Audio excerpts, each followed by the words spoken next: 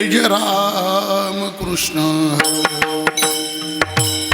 हरी जय जय राम कृष्ण हरी हरी जय जय राम कृष्ण हरी जय जय राम कृष्ण हरी जय जय राम कृष्ण हरी जय जय राम कृष्ण जय जय राम कृष्ण हरी जय जय राम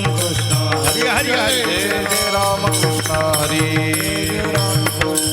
जय जय राम कृष्ण हरी जय जय राम कृष्ण जय राम कृष्ण हरी जय जय राम कृष्ण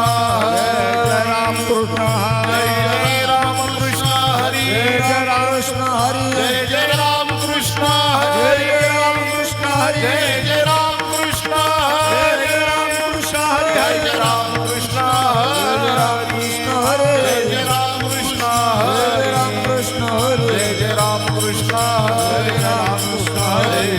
कृष्ण हरी जय जय राम कृष्ण हरे राम कृष्ण हरि जय जय जय राम कृष्ण जय जय राम कृष्ण जय जय राम कृष्ण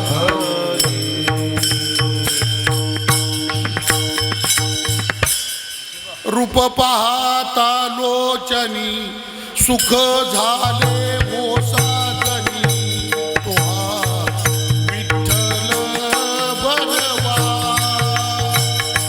तुहा विठ्ठल बरवा रूप पाहता लोचनी सुख झाले ओसाजणी तुहा विठ्ठल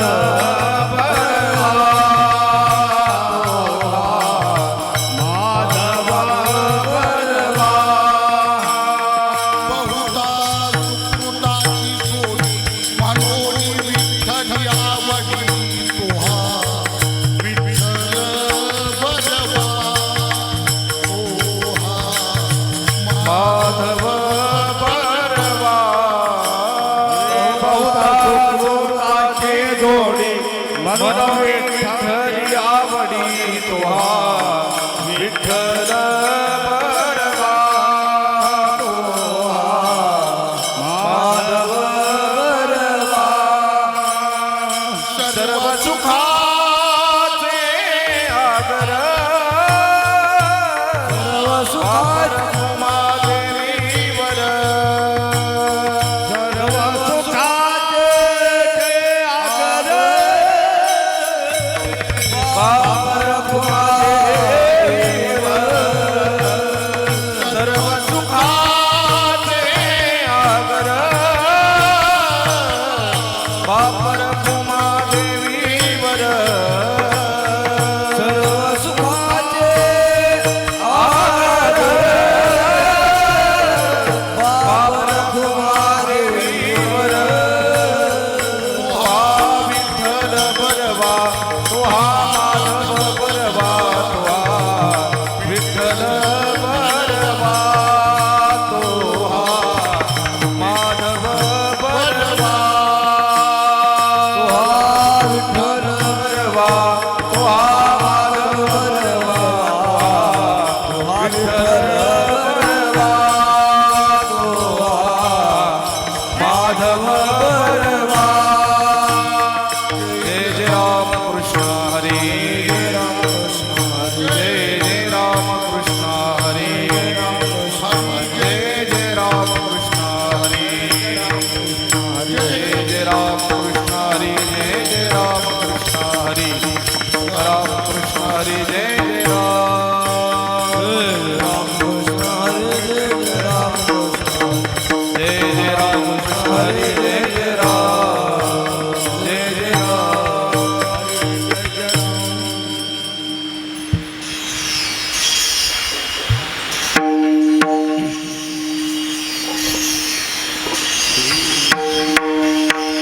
बरवे देशावर झालो काय बोले बोलावे काय बोले बोलावे काय बोले बोलावे बरवे देशावर झालो काय बोले बोलावे काय बोले बोलावे काय बोले बोलावे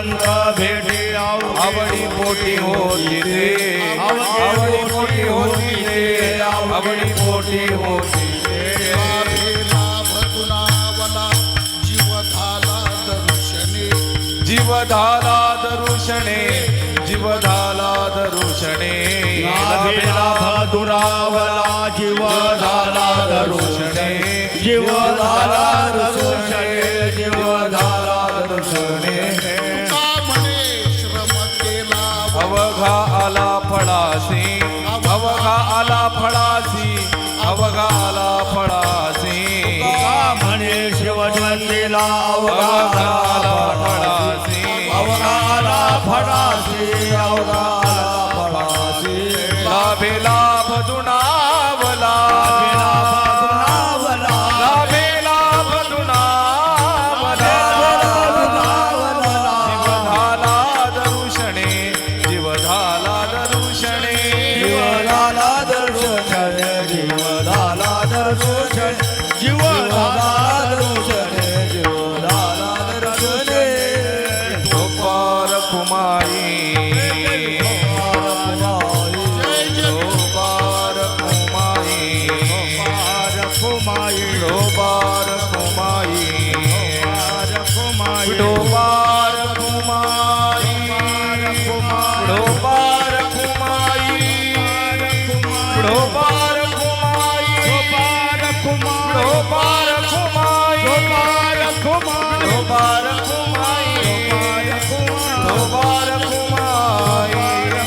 डोबार कुमाई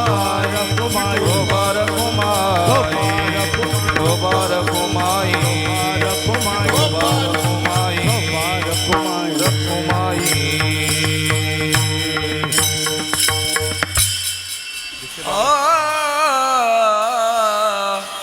बरवे देशावर झालो बरवे देशावर झालो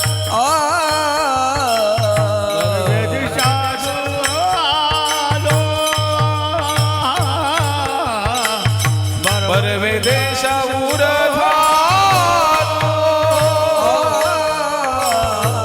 बरवे देशावर झालो बरवे देशावर झालो बरवे देशावर झालो बरवे देशावर झालो काय बोले बोलावे काय बोले बोलावे लाभे लाभ दुनावला लाभे लाभ दुनावला काय बोले बोलावे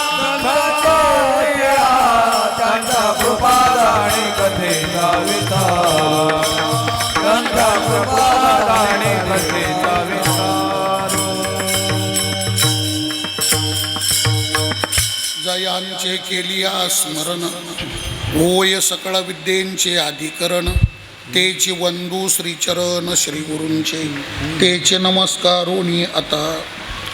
बरवे देशावर झालो काय बोले बोलावे, लाभे लाभ दुनावला जीव झाला दरुशनी. संत श्रेष्ठ जगद्गुरु श्री तुकाराम महाराजांचा संतपर प्रकरणातला अति गोड असा अभंग सेवेकरता निवडलेला आहे. विठ्ठल विठ्ठल विठ्ठल विठ्ठल.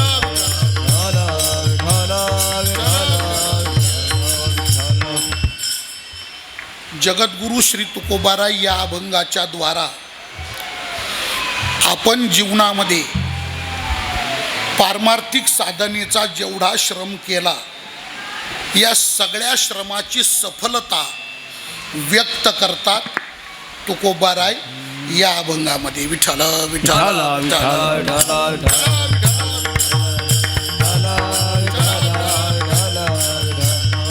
तसा एका अंगाने विचार केला तर हा महाराजांचा कृतार्थतेचा उद्गार आहे, हा महाराजांचा परिपूर्तीचा उद्गार आहे.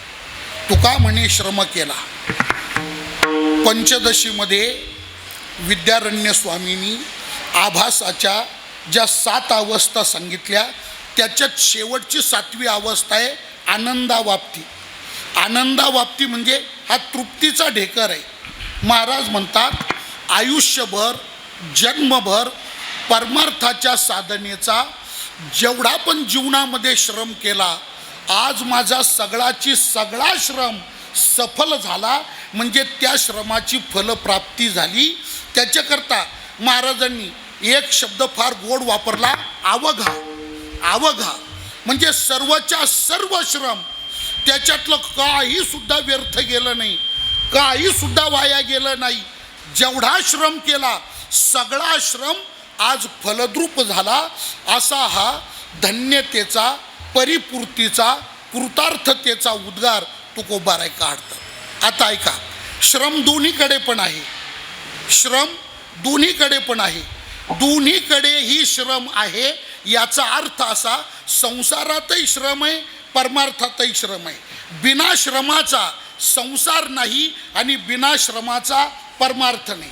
तुम्ही कोणतंही क्षेत्र निवडा, जीवन यापन करत असताना या जीवनात तुम्ही तुमच्या आवडीनं कोणतंही क्षेत्र निवडा, संसार निवडा व परमार्थ निवडा. तुम्ही परमार्थ निवडला तरी तुम्हाला तिथे श्रम करावाच लागणार आहे विशिष्ट फळाच्या प्राप्तीकरता. आणि संसार जरी निवडला तरी सुद्धा पुढे पुढे नेण्याकरता श्रम हा करावाच लागणार आहे. मग बिना श्रमाचा संसारही होत नाही आणि बिना श्रमाचा परमार्थही होत नाही. विठ्ठल विठ्ठल.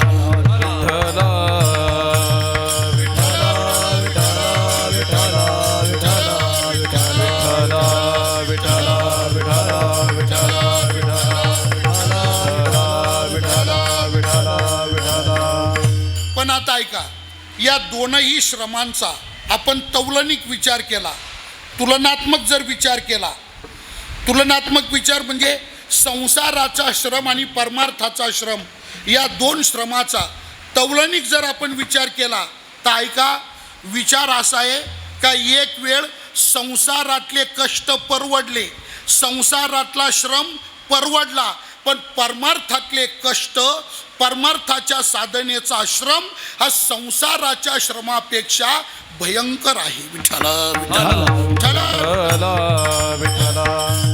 तुम्ही एक मिनिट ऐका, या मार्गावर आलेले माणसं शेवटपर्यंत टिकत नाही. याचं कारणच आहे का इथला श्रमच भयंकर आहे. संसारापेक्षा खडतर श्रम आहे परमार्थामध्ये.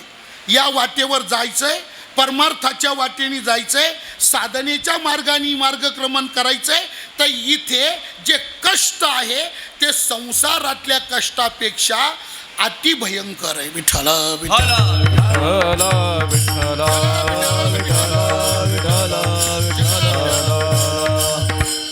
आपल्या समाजामध्ये आपल्या लोकांचा उगीच गैरसमज आहे, आपल्या लोकांचा व्यर्थ विनाकारण गैरसमज आहे. कोणता? का परमार्थ करणं हे रिकाम टेकड्या माणसाचं काम आहे. परमार्थ करणं हे आळशी माणसाचं काम आहे. ज्याला घरी काम करायचा कंटाळा आहे त्यांनी तात्याबरोबर यावं, तात्यांचे सप्ते फिरावे. ज्याला कंटाळा आहे, ज्याला परमार्थ करायचा म्हणजे ज्याला घरात काम करायचा कंटाळा आहे, जो आळशी आहे, तर त्या लोकांचा उद्योग म्हणजे परमार्थ आहे. पण हा आपल्या समाजाचा फार मोठा गैरसमज आहे. विठ्ठल विठ्ठल विठ्ठल विठ्ठल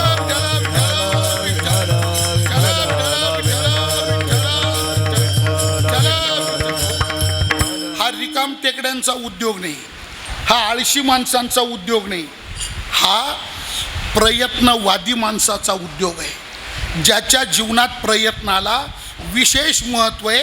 परमार्थ त्यांचा आहे, परमार्थ त्यांच्या करता आहे. इथं प्रयत्नानेच फळ मिळवावं लागतं. महाराज बोलले अभ्यासाशी सांग कार्यसिद्धी. इथं कार्यसिद्धी आहे, विशेष विशेष फलप्राप्ती आहे, पण कधी अभ्यासाशी. अभ्यासाशी म्हणजे प्रयत्न केला तरच इथं मिळतं. आणि इथले प्रयत्न सोपे नाही, इथले प्रयत्न साधे नाही. संसारातल्या प्रयत्नापेक्षा खडतर आहे, भयंकर आहे. विठ्ठल विठ्ठल विठ्ठल विठ्ठल म्हणून मी बोललो ना, परमार्थाच्या वाटेवर आलेले माणसं टिकत का नाही. भगवान काय बोलले, कश्चित शब्द काय वापरला, कश्चित. मनुष्यानाम सहस्रीषु, पण कश्चित यतति सिद्ध आहे. यतताम अपि सिद्धानाम कश्चिन माम वेत्ति तत्वता. ज्ञानोबाराय बोलले आस्तेची या महापुरी रिगताती कोटीवरी, पण प्राप्तीची या पहिलं तिरी विपाईला रिगे. प्राप्तीची या पहिलं तिरी विपाईला रिगे. कश्चिन माम वेत्ति तत्वता. इथं महाराज पोहोचणारे फार थोडे आहे. चालो जाणे वाट ऐसा विरळा एखादा. चालो जाणे वाट ऐसा विरळा एखादा. चालो जाणे वाट ऐसा विरळा एखादा. चालो जाणे वाट ऐसा विरळा एखादा. आवश्यक तो शेवट.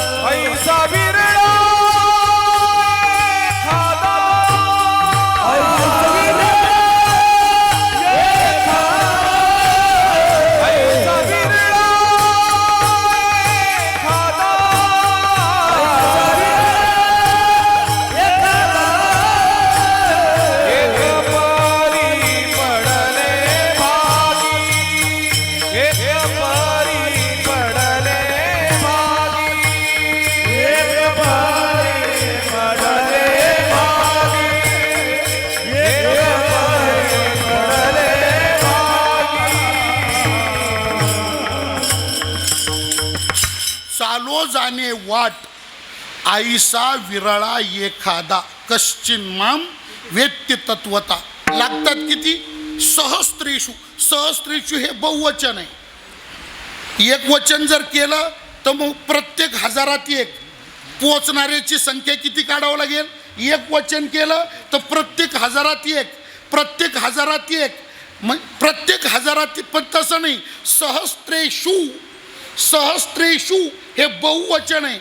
आणि ते गीता बहुवचन सांगतं हजारो हजारो माणसांमध्ये पोचणारी किती आहे. हा विरळा पावे, विरळा पावे अवघड गोवे शेवटीचे.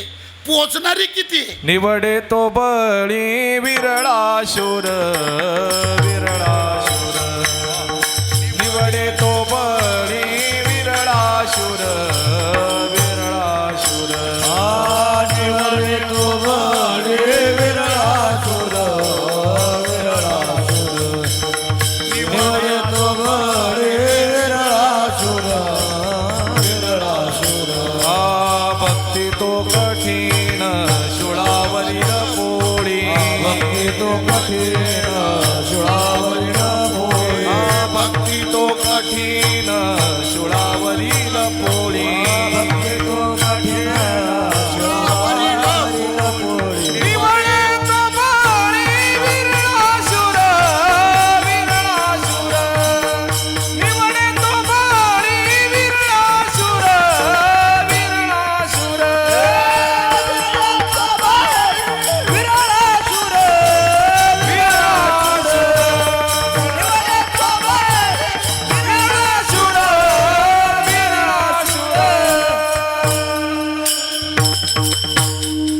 जो शेवटपर्यंत पोहोचला, ज्यांनी साधन सिद्ध केलं, शेवटच्या टोकापर त्याला महाराजांनी विशेषणाचे शब्द 3 वापरले.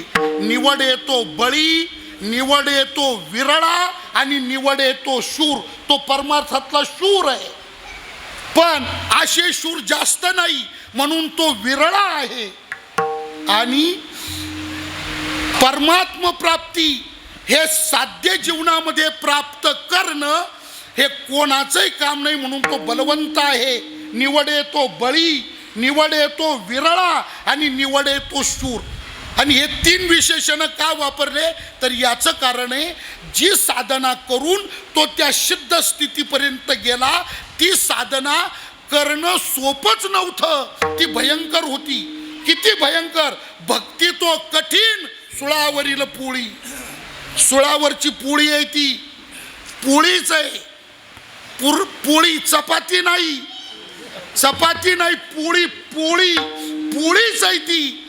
आणि शिवाय पुरणाची पोळी, गावठी गाईचं गावरान तूप लावलेली, नो जर्सी,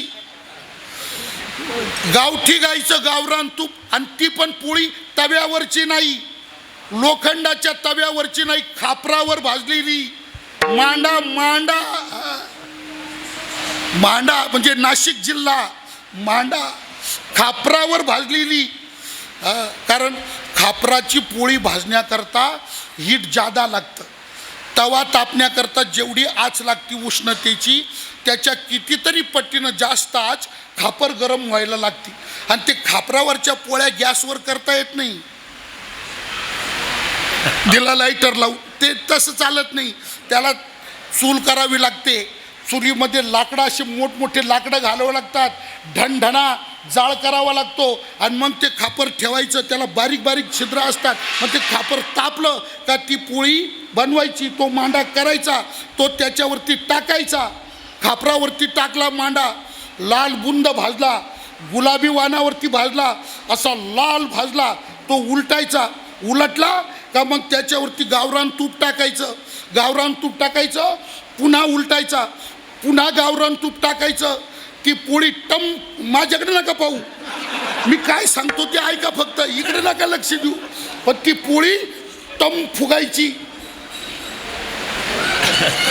आणि मग तिची घडी घालायची. गावरान तूप टाकलेलं असतं, असा खमंग वास येतो, खरपूस वास येतो. लाळ आवरता येत नाही, खरपूस अशी ती गावरान तुपात पोळी खापरावर भाजली, तिची घडी बनवली आणि ती पोळी सुळावर ठेवली. आता खायची ना, व म्हणा खायची ना. मग आमची काही तुम्हाला ना नाही, अवश्य खा, खुशाल खा, पण सुळावर जा आणि खा. सोपं आहे का महाराज? ते तसंच आहे. मग तैसी हरी भक्ती शूळावरील पोळी, हरी भक्ती शूळावरील पोळी, तैसी हरी भक्ती शूळावरील पोळी, तैसी हरी भक्ती शूळावरील निवडे तो बळी विरणासुर, निवडे तो बळी विरणासुर,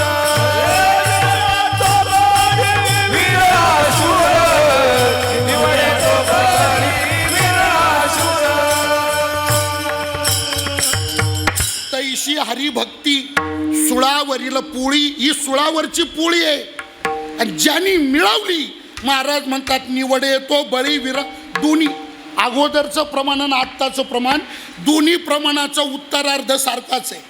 पहिलं प्रमाण होतं भक्ती ते कठीण, सुळावरील पोळी, त्याचा उत्तरार्ध निवड येतो बळी विरळा शूर.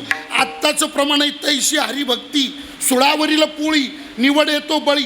पण या प्रमाणात सुरुवातीला आहे तैशी हरिभक्ती, तैशी हरिभक्ती. प्रश्न निर्माण होतो हरिभक्ती तैशी म्हणजे कैशी, हरिभक्ती तैशी म्हणजे कैशी. आणि मग त्याचं सुरुवातीचं चरण आहे झुंजायाच्या गोष्टी ऐकताची सुख करिता देह दुःख थोर आहे तैशी हरिभक्ती. उपनिषद वचन असे युद्धस्य वार्ता रम्या, युद्धाच्या गोष्टी सांगायला बऱ्या वाटतात, युद्धाच्या गोष्टी ऐकायला बऱ्या वाटतात, रमणीय वाटतात, मन रमून जातं युद्धाच्या कथा ऐकताना. म्हणून छत्रपती शिवरायांचं चरित्र, शंभूराजाचं चरित्र ऐकताना माणसं तल्लीन एकाग्र का होतात तर ते ऐकायला बरं वाटतं. ऐक, राजांनी अफजल खानाचा कोथळा बाहेर काढला, टरटरा अफजल खान फाडला, ऐकणार हे ऐकायला खूप सोपं आहे, सांगायला खूप चांगलं आहे. पण प्रत्यक्ष जर करायची वेळ आली तर करिता देह दुःख थोर आहे.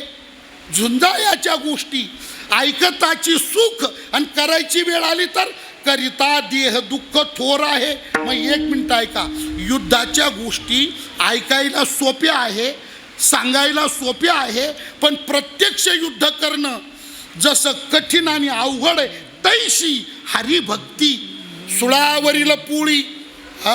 आणि म्हणून परमार्थामध्ये जे कष्ट आहे हे कष्ट अतिभयंकर आहे. विठ्ठल विठ्ठल किती भयंकर आहे ऐका. कठोपनिषदामध्ये या मार्गाचं काठिण्य सांगितलं. काय सांगितलं? उत्तिष्ठत जाग्रत प्राप्य वरानी बोधत क्षुरस्य धारा निशिता दुरत्यया आणि दुर्गम पतस्तत कवयो वदंती. कवया हा वदंती, कवी लोक बोलले. कवी म्हणजे ऋषी मुनी साधू संत सिद्ध महंत, हे आपले प्राचीन अर्वाचीन या मार्गाने गेलेले सगळे साधू संत सगळे ऋषी मुनी ते बोलून गेले. कवया हा वदंती, पण किम वदंती तर दुर्गम पतस्ताः कवया वदंती. दुर्गम पतस्ताः हा मार्ग चालण्याकरता सोपा नाही, हा मार्ग क्रमण करण्याकरता फार कठीण आहे, हा पथ दुर्गम आहे. दुर्गम पतस्ताः कवया हा वदंती. कवी लोक बोलले आणि काय बोलले? हा मार्ग कठीण आहे.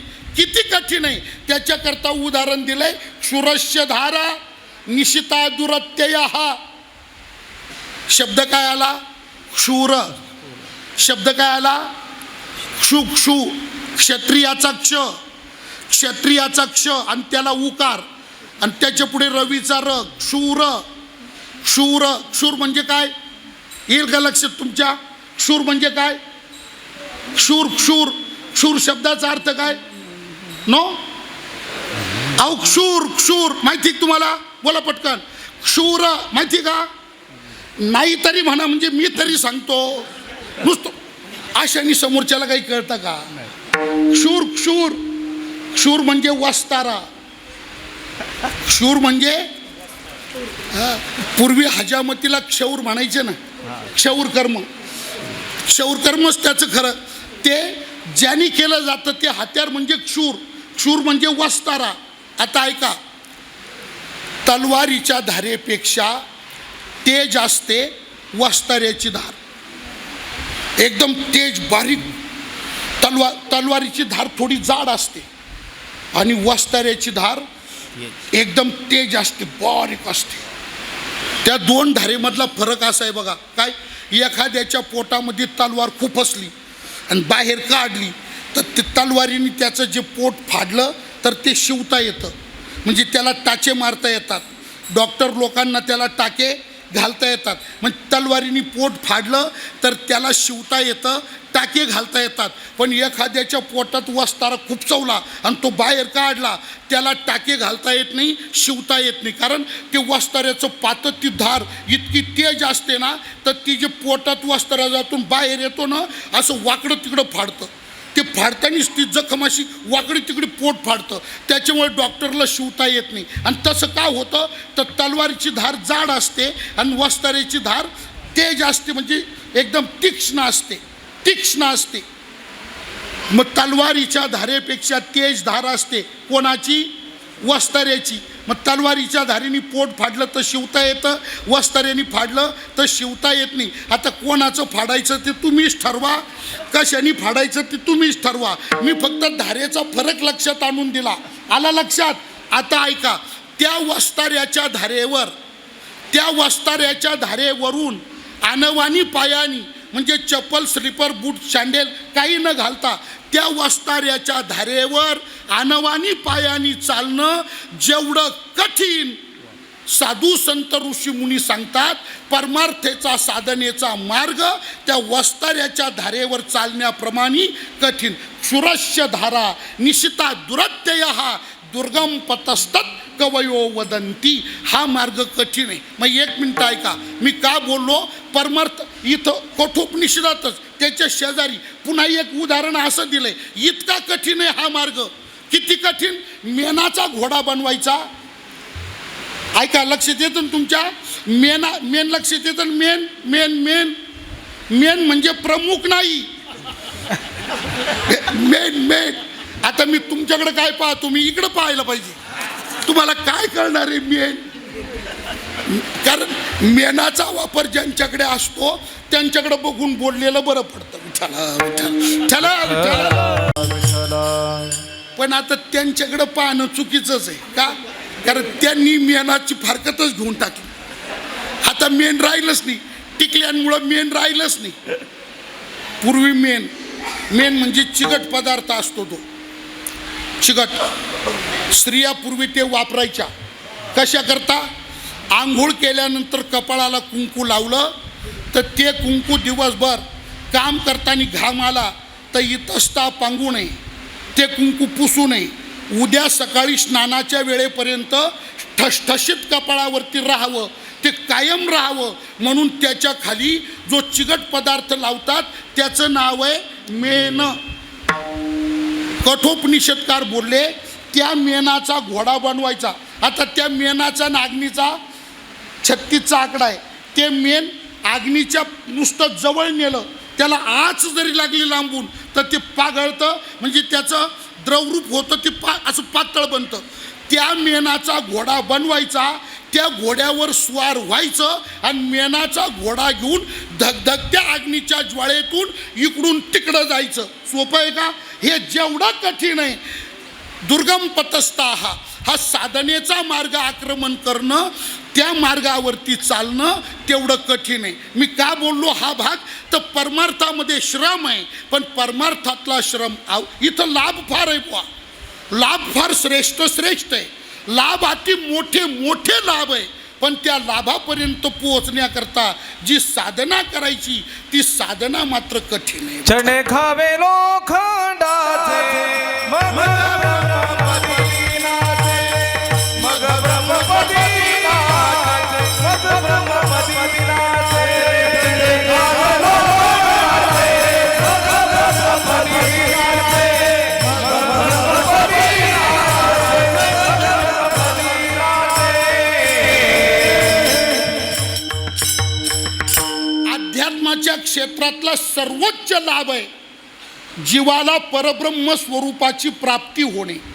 जीवाचा जीवपणा बाधित होणे, जीवाचा जीवपणा संपणे आणि जीवाचा जीवपणा जाऊन तो परब्रह्म रूप होणे. तो लाभ इथेच मिळतो. पण परब्रह्म स्वरूपता या लाभापर्यंत पोहोचण्याकरता जे साधन करायचं आहे, ज्या वाटेने जायचं आहे, तो मार्ग सोपा नाही बुवा. त्याचं काठिण्य सांगण्याकरता शब्द वापरले ब्रह्मपदी नाचे. ब्रह्मपदी नाचे म्हणजे ब्रह्मपदाला प्राप्त होतो, जीवत्व बाधित होतं परब्रह्म स्वरूपता सिद्ध होते. पण कधी तर त्याच्याकरता एक शब्द वापरला, मग ब्रह्मपदी नाचे. पण मग म्हणजे केव्हा तर चणे खावे लोखंडाचे. म्हणजे ऐका, चणे फुटाणे, चणे म्हणजे फुटाणे खायचे, ते पचवायचे, मग ब्रह्मपदी नाचे. ऐकणारे म्हणतील त्यात काय कठीण आहे गिरी महाराज, अरे आम्ही शेर फुटाणे खातून पचवतो, अजिबात हवा बाहेर जाऊन देत येऊ द्या, पचवतो आम्ही, अजिबात नो प्रॉब्लेम, त्यात काय अवघड आहे. पण ऐका ना, चणे खावे मग ब्रह्मपदी नाचे. पण चणे हरभऱ्याचे न खावे, चणे लोखंडाचे खा.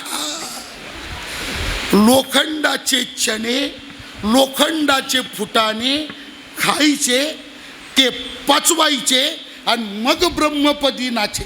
ज्ञानोबाराय त्याच्या पुढं बोलले, काय बोलले? ज्ञानोबाराय म्हणतात, पाहे पा लोहाची या चणे जय बोचरिया पडती खाणे. लोखंडाचे चणे खायला द्यायचे, पण कोणाला? बोचऱ्याला, ज्याच्या श्रीमुखात औषधाला सुद्धा एकही दात शिल्लक नाही, त्याने ते चणे खायचे, पचवायचे, मग ब्रह्मपदी नाचे. याला काय? हे काठिण्य सांगितलं. मग परमार्थामध्ये श्रम आहे, पण परमार्थातला श्रम कठीण आहे. त्या मानाने विचार केला तर संसारातले कष्ट सौम्य आहे, ते परवडणारे आहे. मग आता तुम्ही ठरवा, संसारात कष्ट आहे, परमार्थात कष्ट आहे. संसारातल्या कष्टापेक्षा परमार्थातले कष्ट भयंकर आहे. मग आता संसार निवडायचा, परमार्थ निवडायचा, तुम्हाला व्यक्ती स्वातंत्र्य, तुमच्या मनावर, तुम्हाला जे आवडलं ते करा. फक्त ऐकून ठेवा, संसारातले कष्ट सहन करण्यासारखे सोपे आहे आणि परमार्थातले कष्ट सहन करण्याच्या पलीकडचे भयंकर आहे. मग कोणतं क्षेत्र निवडायचं तुम्ही ठरवा. आता तुम्ही काय निवडणार ते मी इथून सांगतो. आलं तुमच्या लक्षात? तुम्ही म्हणाल महाराज एवढी मरमर जर तिथं करावं लागती, त्याच्यापेक्षा आपलं इथंच बरं आहे ना राव. खावा प्यावा, मजा मारावा, अटॅक आला का मरून जावा, इथंच बरं आहे ना. पण आता ऐका, परत ऐका, काय? परमार्थात कष्ट आहे, संसारात कष्ट आहे, पण संसारातल्या कष्टापेक्षा परमार्थातले कष्ट भयंकर आहे. पण आता तुमची सहज भावना संसाराकडे होणार आहे. पण एक ऐका, काय? परमार्थातल्या श्रमाला फळ आहे आणि संसारातल्या श्रमाला फळ नाही. संसारातला श्रम निष्फळ आहे, त्याला फळ नाही. आणि परमार्थातला कोणताच श्रम वाया जात नाही, त्याला मात्र फळ आहे. मग परमार्थातले कष्ट सफल आहे आणि संसारातले कष्ट निष्फळ आहे. विठ्ठल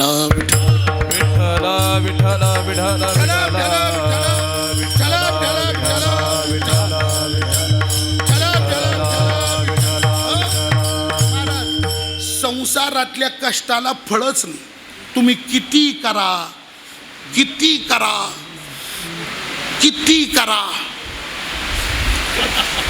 त्याला फळच नाही.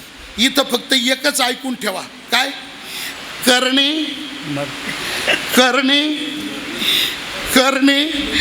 त्या काला का मरणे, बस. याच्या पलीकडं दुसरं काही नाही. करणे मरणे याचं नाव संसार आहे.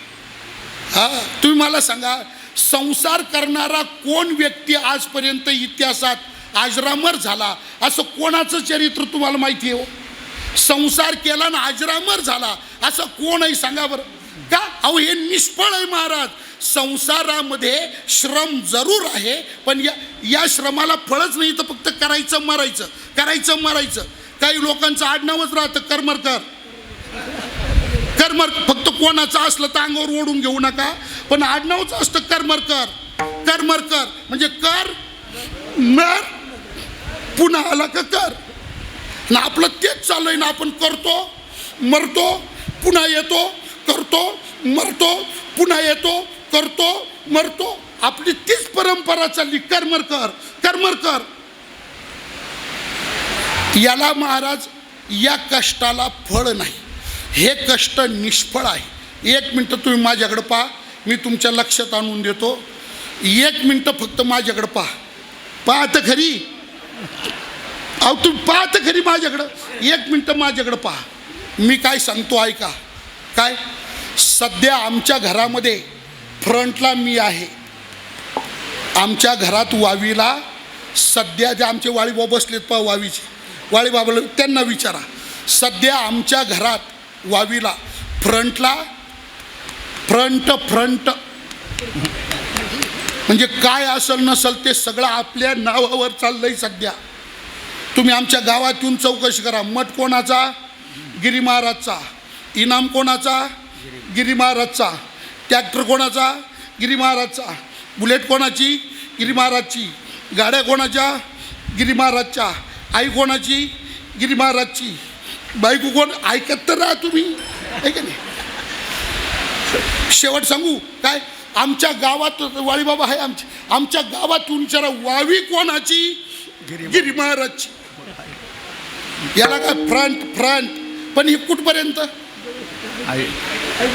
जोपर्यंत मुलगा 25 वर्षाचा होत नाही, मुलगा 25चा झाला, कमवायला लागला, त्याचं लग्न केलं, घरात सुनबाई आली का बापाचं फ्रंटचं नाव उठतं आणि पोराच्या नावाच्या मागे जाऊन बसतं. बघा तुम्ही, मुलगा कारभारी झाला, तो कमवायला लागला, बापाचं फ्रंटचं नाव उठलं आणि ते कुठं बसलं. पण आपण त्याच्यातही समाधान असं मानू का मुलाच्या नावाच्या मागे आपलं नाव लागतं, म्हणजे त्याच्या संसारात आपला रीतसर 50% हक्क, कारण आपलं नाव आहे ना त्याचं नाव. आता तो बी मुलगा पण आपलं नाव लावतो म्हणजे खूप आनंदाने लावतो असंही काही नाही. त्याचा नाईलाज म्हणून तो लावतो. त्याचं काही नाईलाज. कोणतंच सरकारी काम पूर्ण नाव लिहिल्याशिवाय होत नाही.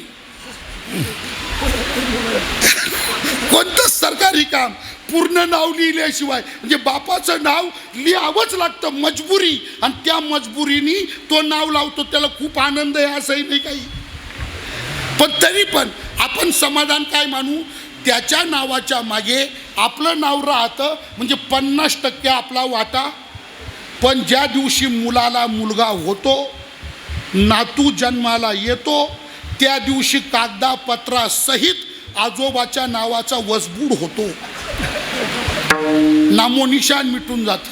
म्हणून तुम्ही बघा, मुलाचा मुलगा आणि आपण यात जे नातं आहे, त्या नात्याला जे नाव आहे, ते नाव इतकं समर्पक आहे. कोणी ठेवलं असेल त्याला दंडवत आहे आपला.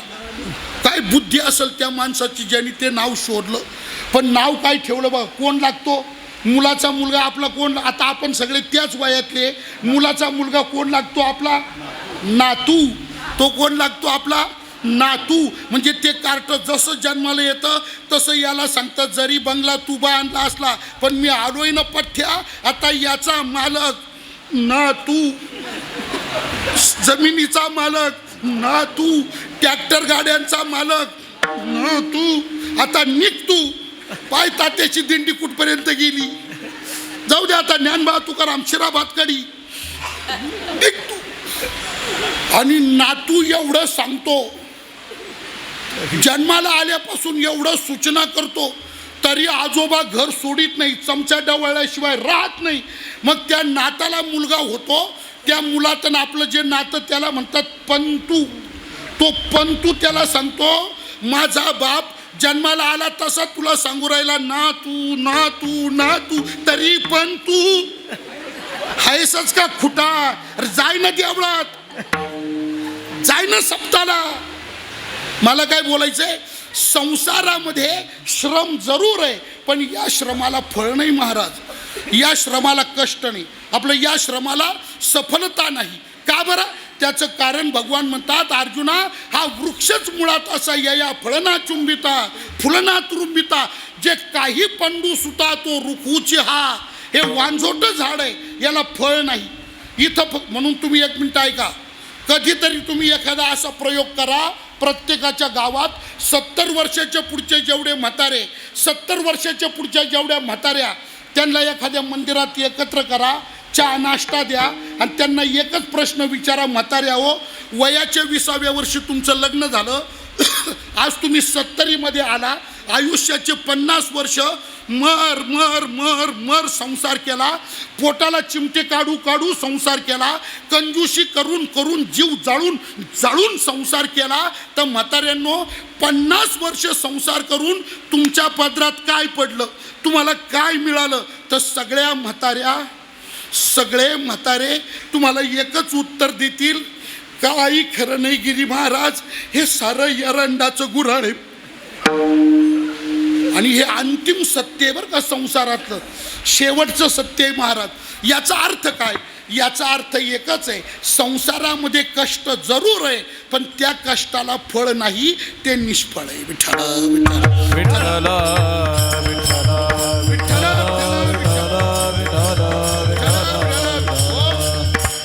पण परमार्थातले कष्ट तसे नाही.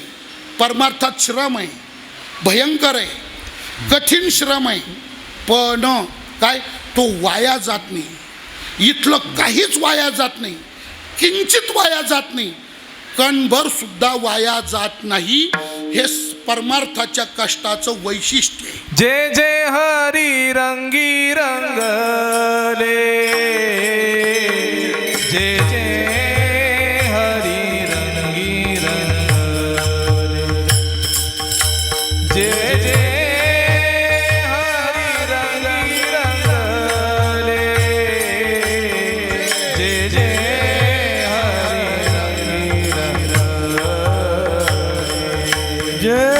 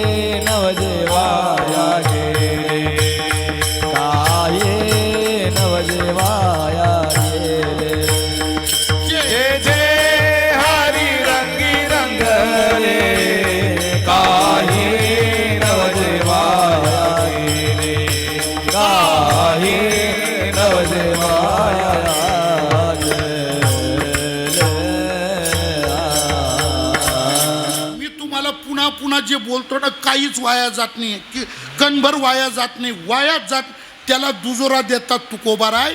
जे जे हरिरंगी रंगले, काही नवजे वाया गेले. वाया गेले काही नवजे, वायाच जात नाही महाराज, ते उपयोगातच येतं, म्हणजे वायाच जात नाही. विठ्ठल विठ्ठल. एक मिनिट परत ऐका. परमार्थ तुम्ही जाणून करा वा नेणून करा, अजाणतेपणा करा किंवा जाणीवपूर्वक करा, तरी सुद्धा त्याचं फळ मिळणार म्हणजे मिळणारच. महाराज म्हटले, राम म्हणतात तरे, कोण तरे? कोण तरे? जाणता राम म्हणता तरे, तर नेणता राम म्हणता. हरी उच्चारणी पाही मोक्ष सदा, हरी उच्चारणी पाही मोक्ष सदा, हरी उच्चारणी पाहि मोक्ष सदा, हरी उच्चारणी पाहि मोक्ष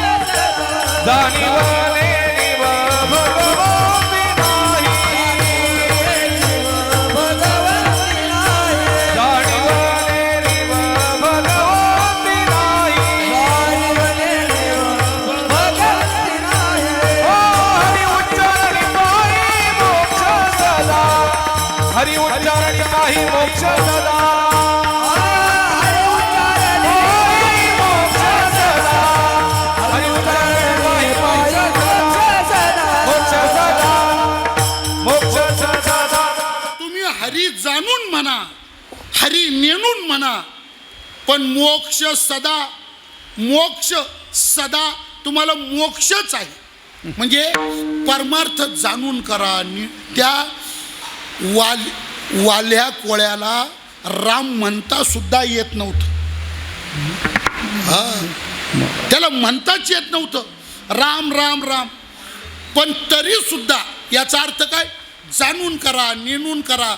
तुमचे कसं पण असं आपल्याकडे परंपरेने सांगितलं जातं, अपघाताने हरिपाठात आला, इच्छा नाही, काय नाही, पण नाईलाज म्हणून आला.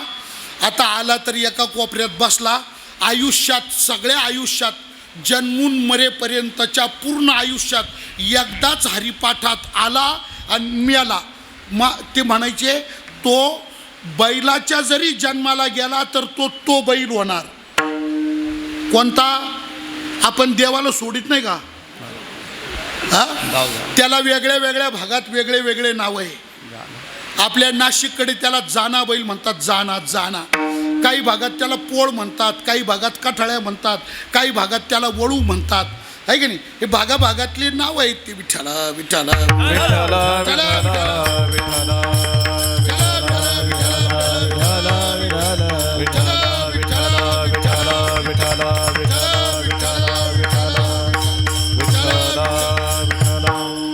पण एकदाच हरिपाठात अपघाताने आला, कानावर हरिपाठ पडला, मेला. त्याचा परिणाम एकदाच बरं का सगळ्या आयुष्यात. तो मेला तर बैलाच्या जरी जन्माला गेला तर तो बैल होणार. कोणता? देवाला. महाराज काय थाट आहे त्याचं बघा. देवाला सोडलेला जो बैल राहतो ना, तो कडबान वैरणीवर कमी नसतोच म्हणा.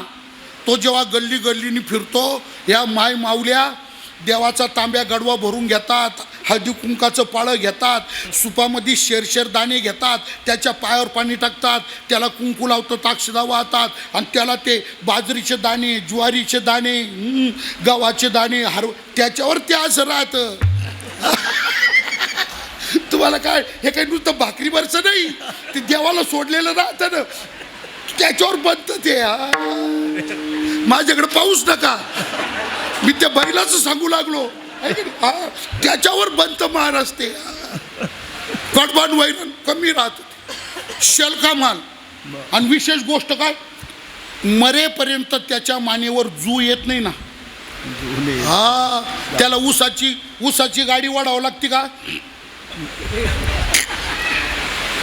मरेपर्यंत मानेवर जू येत नाही. खायला शेलकं मिळतं. काय केलं, एकदाच म्हटला पण नाही हो, नुसता हरिपाठात येऊन बसला आणि मिळाला. काही नवजे. कुत्र्याच्या जरी जन्माला गेला तर तो कुत्रा होणार. कोणता? साहेबाच्या गाडीतला. कुत्र्याला बसायला 7 कोटीची गाडी, 7 करोड गाडी.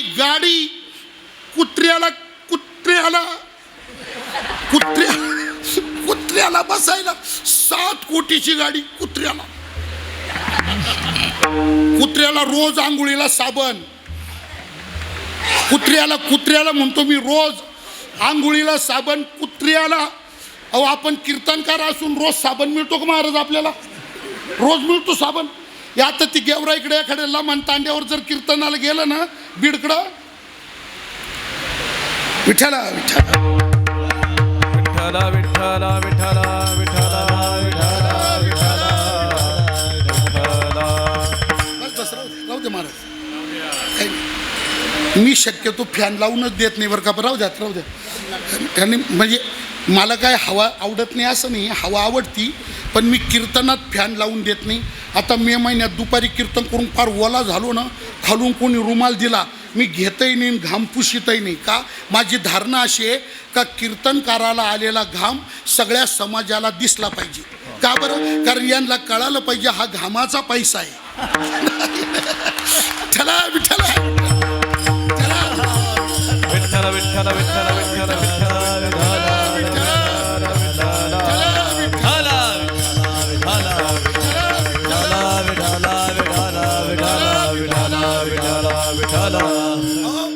एखाद्या लमानाच्या तांड्यावर कीर्तनाला गेलं आणि ते गेवराईकडं लई तांडे, अहो तिथं बाथरूम नाही ना आमकं ते हा चावटपणाच नाही. असा मोकळ्या जागेवर दगड राहतो, मसोबा त्या दगडावर बसवायचा, 2-5 तांबे वतायचे, वंबळायचा, पट्टा वाढला का चालले पुढच्या गावाला. कशाचं साबण? मग कुत्री आला आणि ते कुत्र्याचे साबणसुद्धा सेपरेट आहे, त्याची कंपन्या सेपरेट आहे. कुत्र्याचे खायचे बिस्किट वेगळे, कुत्र्याला बिस्किट कुत्र्याला. आणि मॅडमला लई लळा राहतो त्याचा. मॅडमला हातीला जाऊ द्या, मला काय बोलाय काय केलं. अहो म्हटलाच नाही, फक्त एकदाच हरिपाठात येऊन बसला आणि मेला. कुत्र्याच्या जन्मात गेला तर तू कुत्रा होणार. काही न वजे. आणि 1 मिनिट परत ऐका. कदाचित परमार्थात केलेल्या साधनेचा श्रमाचा जो फलभाव हा तुम्हाला या जन्मात जरी अनुभवात आला नाही तर पुढे कोणत्या का होईना जन्मात ते फळ तुम्हाला मिळणार म्हणजे मिळणारच, वायाच जात नाही. हा सिद्धांत आहे. काही नवजे वाया गेले हा सिद्धांतच आहे. नवजे वाया गेले, नवजे वायाच जात नाही. महाराज श्रीमद भागवताच्या 11व्या स्कंदात एका वेश्येचं चरित्र आले आणि तिच्या 2 जन्माचं चरित्र आले. जाणकार ऐकणारे म्हणतील काय बोलता गिरी महाराज तुम्ही, भागवतात आणि वेश्येचं चरित्र?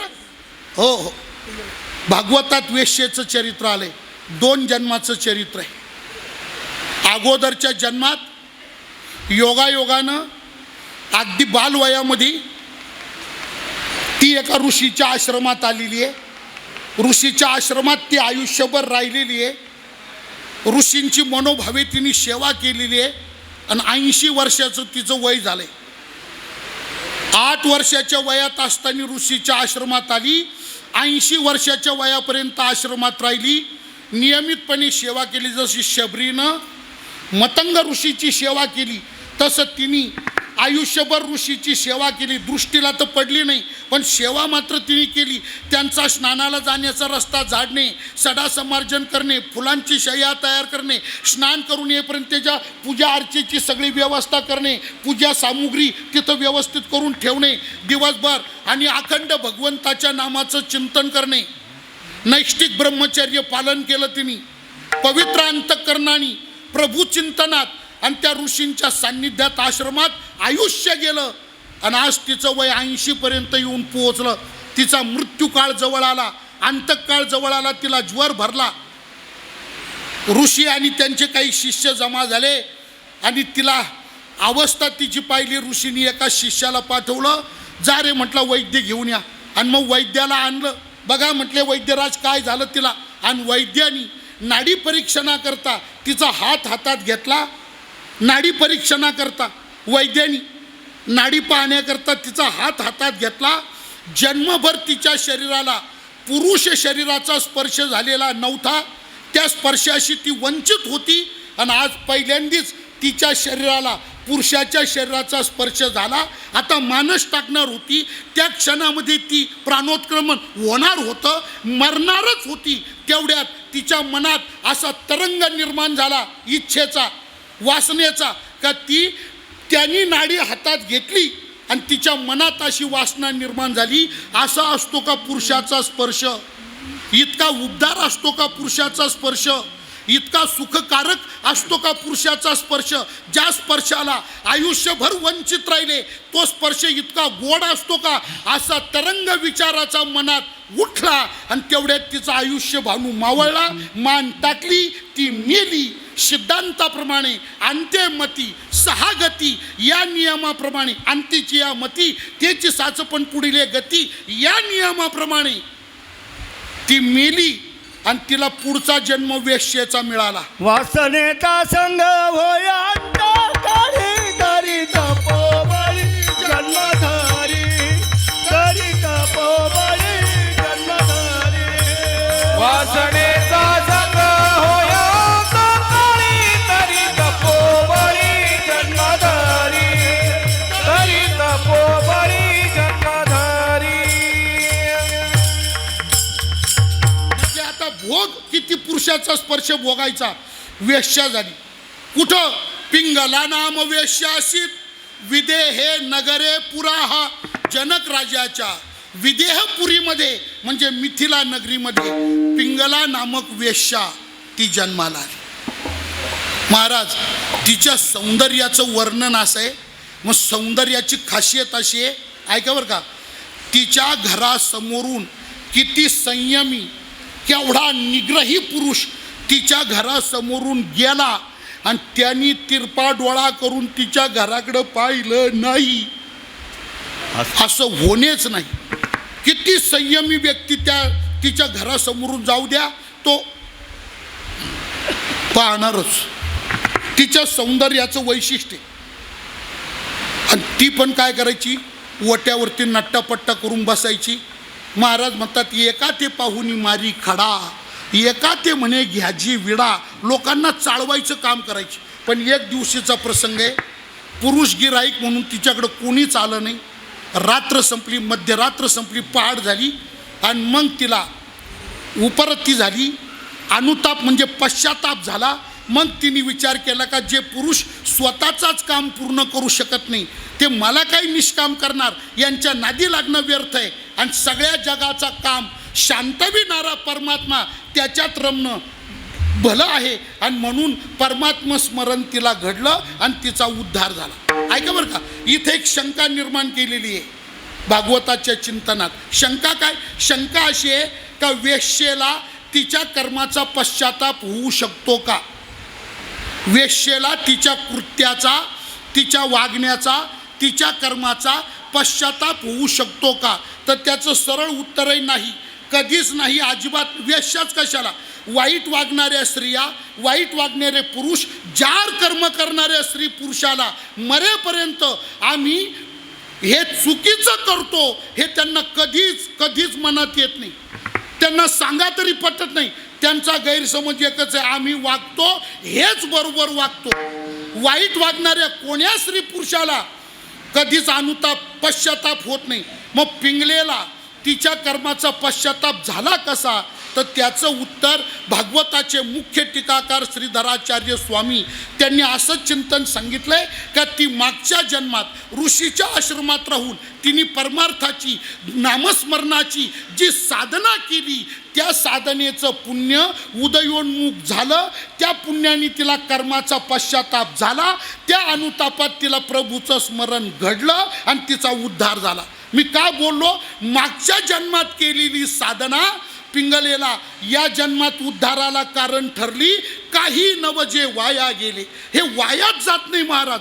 जे जे हरिरंगी रंगले काही नवजे तुम्ही करा, जाणून करा, नेणून करा, मनभर करा, कणभर करा, करता येईल तसं करा. पण एकच लक्षात ठेवा, जे कराल ते फलद्रूपच होणार, ते वाया जात नाही. परमार्थाच्या श्रमाचं वैशिष्ट्य. विठ्ठल विठ्ठल विठ्ठल. जगद्गुरु तुकोबाराय तोच भाव या ठिकाणी प्रगट करतात का मी सायासानी अट्टहासपूर्वक परमार्थाची साधना केली आणि जेवढे कष्ट आयुष्यभर मी या साधनेमध्ये केले, आज माझी ती सगळी साधना, माझे सगळे कष्ट आज फलद्रूप झाले. झालं काय? महाराज म्हणतात या सगळ्या कष्टाचं आज फळ माझ्या पदरामध्ये पडलं. आज मला फळ प्राप्त झालं. अभंगाचं शेवटचं तुका म्हणे श्रम केला, तुका म्हणे श्रम केला, तुका म्हणे श्रम केला, तुका म्हणे श्रम केला, तुका म्हणे श्रम केला, तुका म्हणे श्रम केला, तुका म्हणे श्रम केला, तुका म्हणे श्रम केला, तुका म्हणे श्रम केला, तुका म्हणे श्रम केला. अवघा आला फळाची, अवघा आला फळाची, अवघा आला फळाची, अवघा आला फळाची. लाभे लाभ धुणावला, लाभे लाभ धुणावला,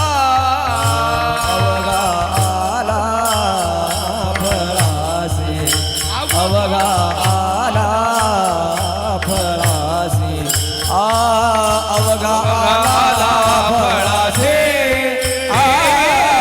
लाभ लाभ गुणावला लाभ लाभ गुणावला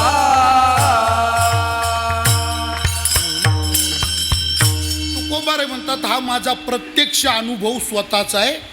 श्रम केला आणि आज तो फलद्रूप झाला. तुका म्हणे श्रम केला.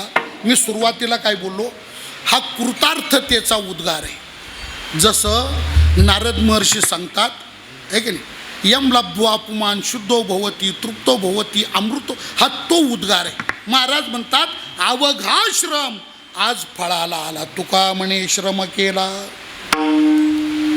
आज धन्य झालं जीवन. काय झालं, अरे ज्याच्या करता केलं ते मिळालं. याजसाठी केला होता अट्टहास, ज्याच्या करता केलं आणि आज ते प्राप्त झालं. काय झालं, अवघा आला फळाशी, आज परमार्थाच्या श्रमाचं फळ मिळालं. बरोबर महाराज, फळ मिळालं, फळ मिळालं, फळ मिळालं. तर फळस्वरूप तुम्हाला काय प्राप्त झालं, फळ मिळालं म्हणजे तुमच्या पदरात काय पडलं, नेमकं काय प्राप्त झालं. मग आम्हाला परमार्थाच्या श्रमाचं फळ मिळालं म्हणजे काय लाभ झाला, तो लाभ अभंगाच्या तिसऱ्या चरणात. भाग्ये झाली संत भेटी, भाग्ये झाली संत भेटी, भाग्ये झाले संत भेटी, भाग्ये झाले संत भेटी, आवडी पोटी होती ते, आवडी पोटी होती ते, लाभे लाभ गुणावला, लाभे लाभ गुणावला, आवडी पोटी होती ते, आवडी पोटी होती ते,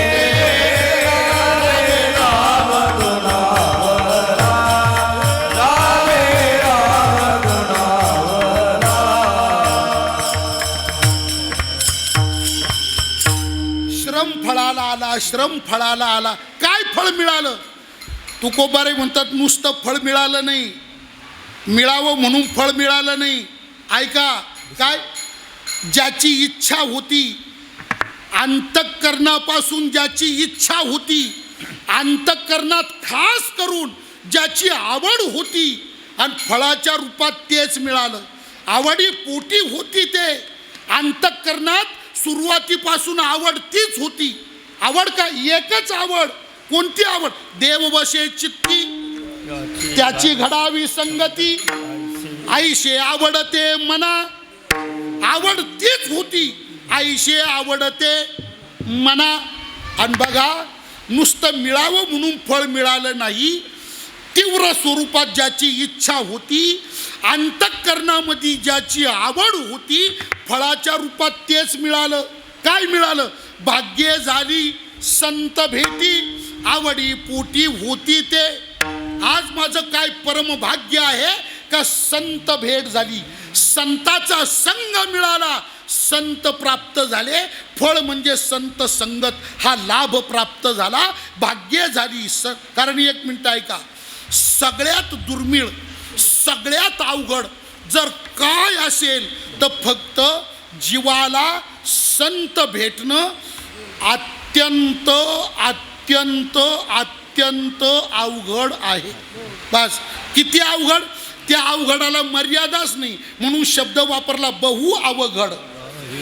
बहु अवघड आहे संत भेटी, पण बहु अवघड, नुसती अवघड नाही, बहु. याच्या खाली लाल रेग मारा, अंडरलाईन करा, संत भेटी बहु अवघड. एक मिनिट ऐका, कदाचित असं म्हटलंय बरं का, कदाचित अशक्य कोटीतल्या घटना घडतील.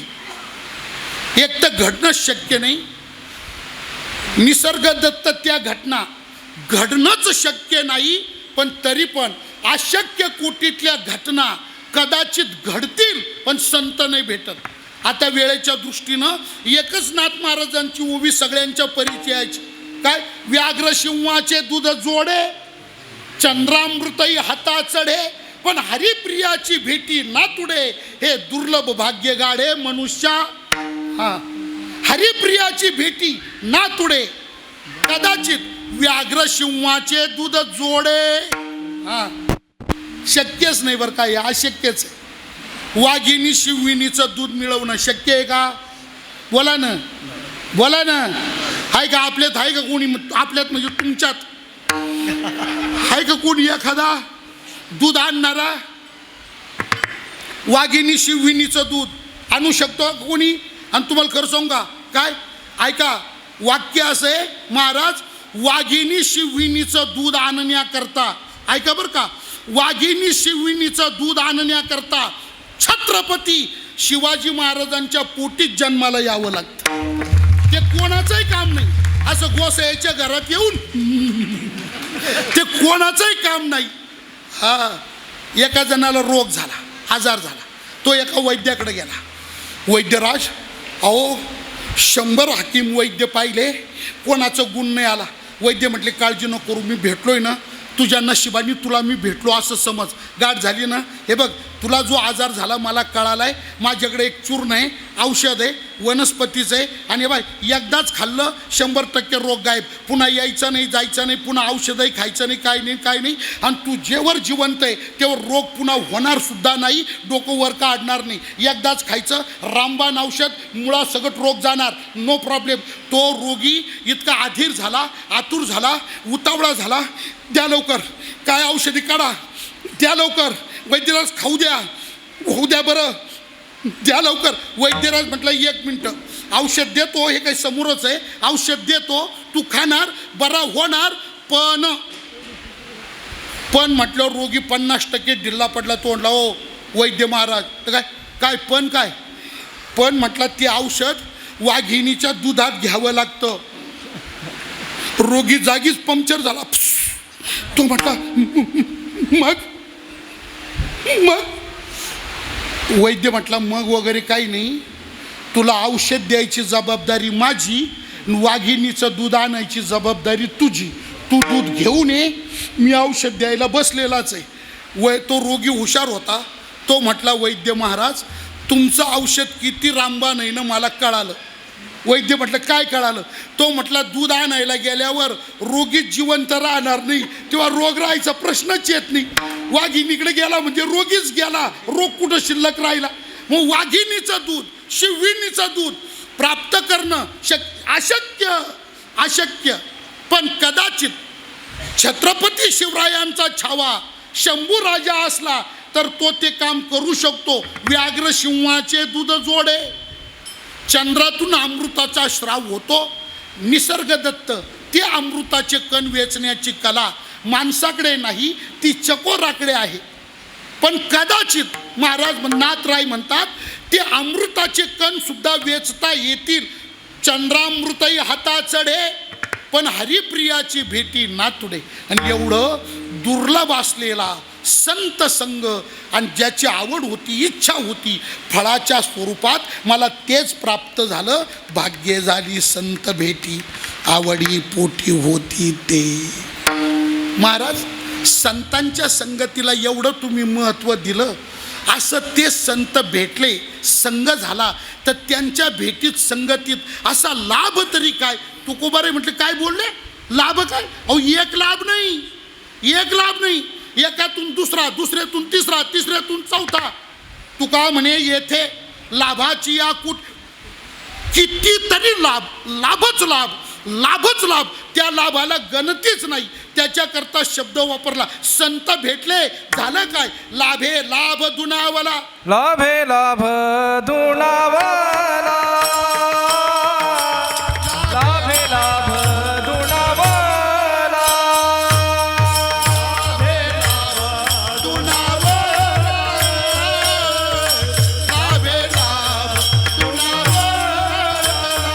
जीव झाला दरुशने, जीव झाला दरुशने. लाभे लाभ दुणा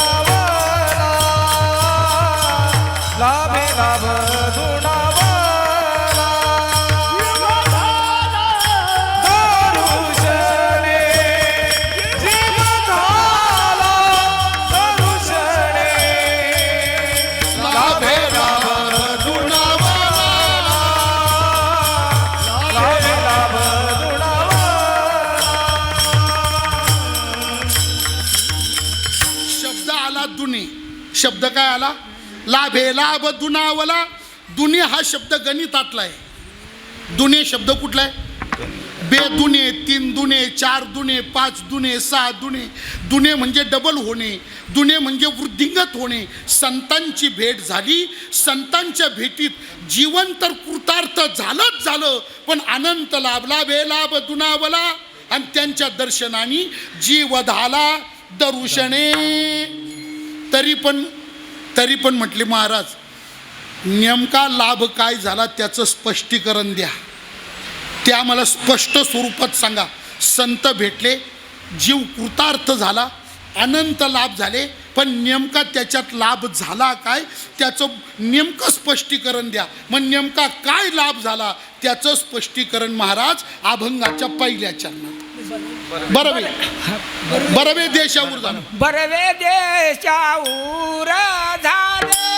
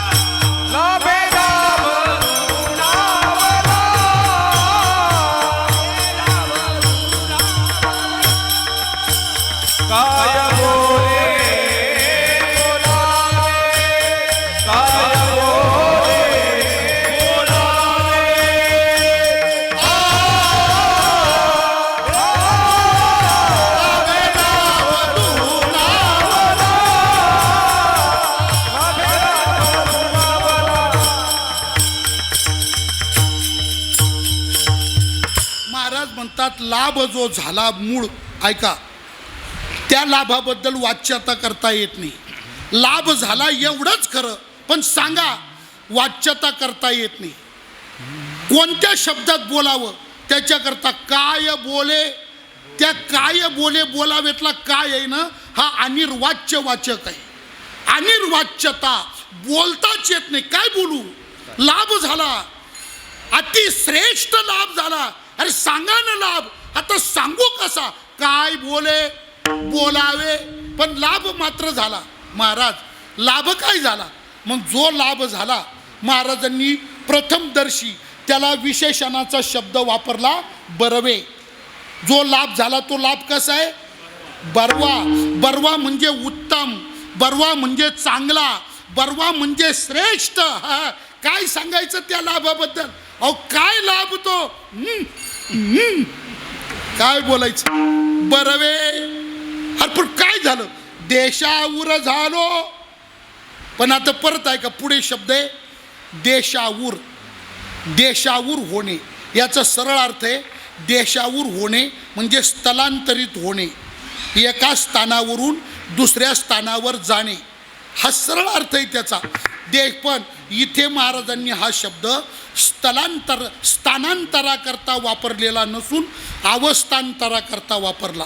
म्हणजे नेमकं काय झालं तर तुकोबारे म्हणतात, संतांच्या दर्शनाने, संतांच्या कृपेने एका अवस्थेतून निघालो आणि एका विशिष्ट अवस्थेला जाऊन पोहोचलो.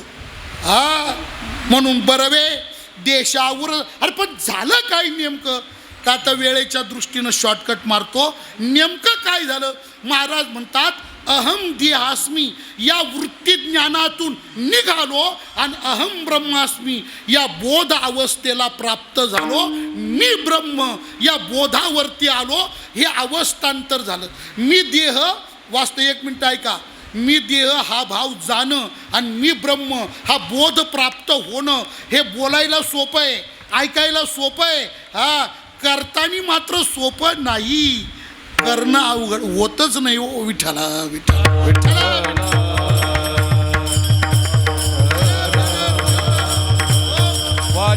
ते परी करणे कठीण वाचावते परी करणे कठीण इंद्रियाधीन झालो देवा इंद्रियाधीन झालो देवा वाचावते परी करणे कठीण वाचावते परी करणे कठीण इंद्रियाधीन झालो देवा इंद्रियाधीन झालो देवा. करणं सोपं नाही, सांगणं बोलणं ऐकणं सोपं आहे. वाचावदे परी करणे कठीण, तिथं पोचणं इंद्रिया अधीन अवघड आहे, तिथं पोचणं अवघड आहे. ममत्वाध्यास सोडणं, अहमत्वाध्यास सोडणं आणि ब्रह्मबोध ब्रह्मभाव प्राप्त होणं हे बोलण्या इतकं आणि ऐकण्या इतकं सहज अजिबात नाही, अजिबात नाही. हा अरे मी देह नाही अशी स्थिती, अंतःकरणाची स्थिती अवस्था निर्माण करायची. काय निर्माण करायचं? मी देह नाही, मी देह नाही. आणि एक मिनिट ऐका, काय राहतं सुरुवातीला? मी देह नाही ही एकटंच वाटतं बरं का, एकुलतं एक टाकायचं तरी काय, मी देह नाही, मी देह नाही, मी देह. अरे काय अवघड तरी काय, सोडायचं तरी किती. मी देह हे दिसायला एकटंच दिसतं, पण त्याच्या मागचा जो ममत्वा भाव जर पाहिला तर मी देह नाही म्हटल्यावर माझं काय काय नाही ती लिस्ट जर पाहिली, माणसं पुन्हा इकडं येणारच नाही, येऊ शकत. अरे मी देह नाही, बायको माझी नाही, मी देह नाही, पोरं माझे नाही, मी देह नाही, नातू माझे नाही, मी देह नाही, सुना माझ्या नाही, मी देह नाही, लेकी माझ्या नाही, मी देह नाही, जावई माझे नाही, मी देह नाही, बंगला माझा नाही, मी देह नाही, शेती माझी नाही, मी देह नाही, बँक माल माझं नाही, मी देह नाही, सोनानं माझं नाही, मी देह नाही म्हणजे माझं काहीच नाही, सर्वम माझं काहीच नाही, शून्यम शून्यम माझं काय. आणि आपल्याला शक्य आहे का ह्या जन्मात तरी? अहो आपण तर इतके चिगट माणसं आहे महाराज, नाकातला मेकूड काढला तर लगेच टाकीने 15 मिनिटं गोळी करतो. मेकूड मेकूड तू पा किती सुशिक्षित असू दे, बार काही नाही पा. आणि एवढं सगळं वाचावदे. पण तुकोबाराय म्हणतात माझ्या जीवनात संतांचा संग झाला, संत भेट झाली, संतांची कृपा झाली आणि त्या कृपेचा परिणाम काय झालं? अहम दी आस्मी हा भावच गळून गेला, हा भाव गळूनच गेला. अहम दी आस्मी हा भावच संपला आणि मी अहम म्हणजे मी ब्रह्म हा बोध प्राप्त झाला. मग अहम दी आस्मी या अवस्थेतून निघालो आणि अहम ब्रह्मास्मी या बोधापर्यंत जाऊन पोहोचलो. मी वासुदेव तत्वता या बोधावरती आलो. महाराज म्हणतात हा अलभ्य लाभ संतांच्या दर्शनात मला प्राप्त झाला, पण शब्दांनी सांगायचं कसा, बोलता येत नाही ना. मग महाराज म्हणतात बरवे देशावर झालो काय बोले बोलावे. पण हे झालं कसं? हा लाभ झाला. किती लाभ? अनंत लाभ, अनंत लाभ. महाराज म्हणतात असे खूप लाभ संतांच्या. एवा मी देह गेलं, मी ब्रह्मबोध झाला, त्याच्यामुळं काय झालं? आणखी लाभ काय त्याच्यात? दुःखाचा कारणासह नाश झाला. जन्मभावारूप अवस्था म्हणजे जन्म मरणाचा आत्यंतिक अभाव झाला. दुःख गेलं, जन्म मरण संपलं, लाभे लाभ दुनावला, सगळंच संपलं हो, लाभे लाभ दुनावला. मग संतांच्या दर्शनात हा ब्रह्मबोध प्राप्त झाला आणि त्याचा बरवे देशावर झालो काय बोले बोलावे. लाभे लाभ दुनावला जीव. आणि झालं कशामुळे? तर भाग्य झाली संत भेटी, आवडी पोटी होती ते. आणि हे सगळं कसं घडलं? तर तुका म्हणे श्रम केला अवघा आला फळाशी, त्याच्या योगे हे सगळं घडलं. विठोबा रखुमाई विठोबा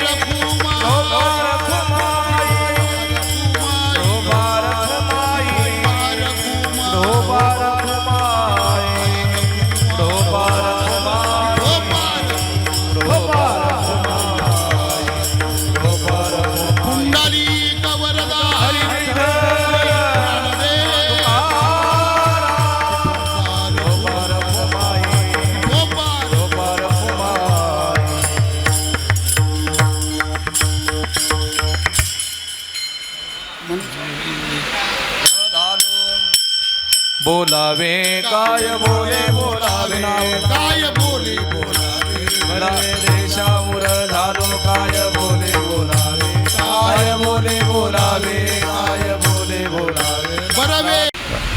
त्याचबरोबर उत्तमात उत्तम असलेलं क्षेत्र म्हणजे नाशिक पंचवटी क्षेत्र आणि उत्तमात उत्तम असलेलं स्थान म्हणजे राष्ट्रसंत सद्गुरू जनार्दन स्वामी महाराज यांच्या तपस्साधनेनी पुनीत झालेली भूमी म्हणजे हा बाबाजींचा आश्रम.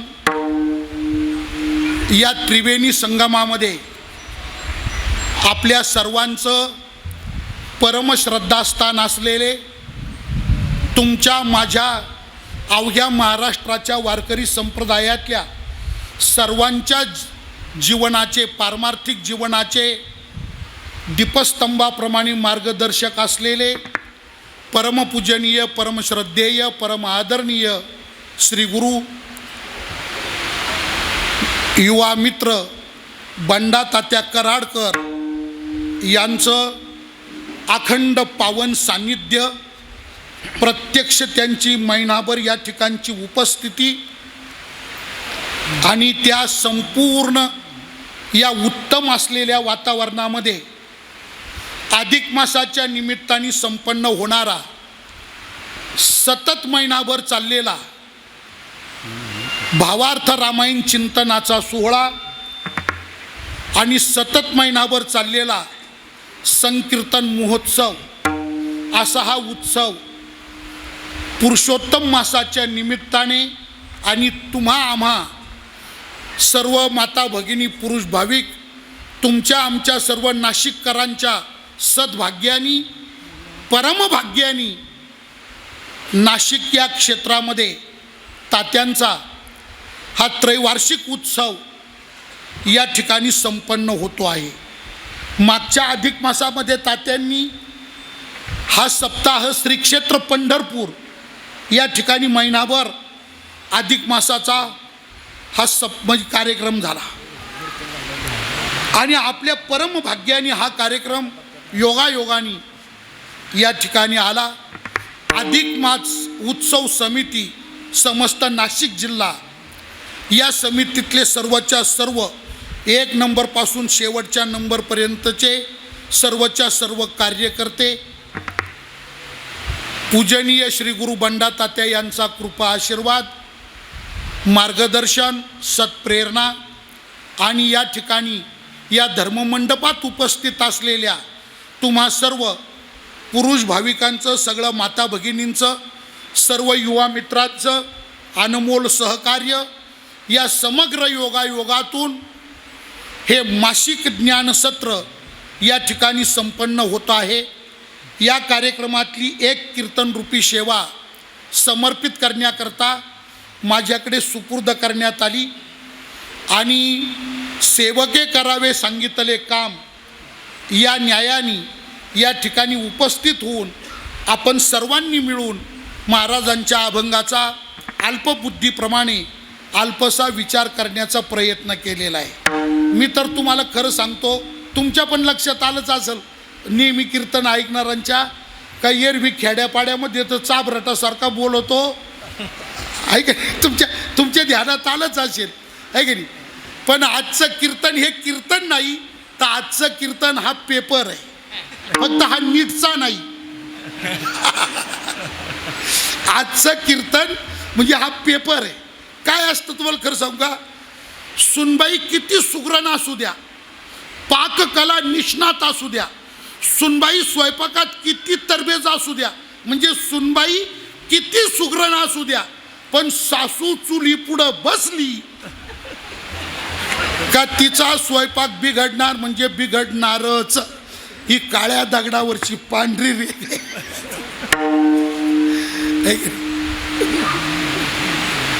तसा प्रकार काहीसा एक प्रकारची परीक्षाच आहे.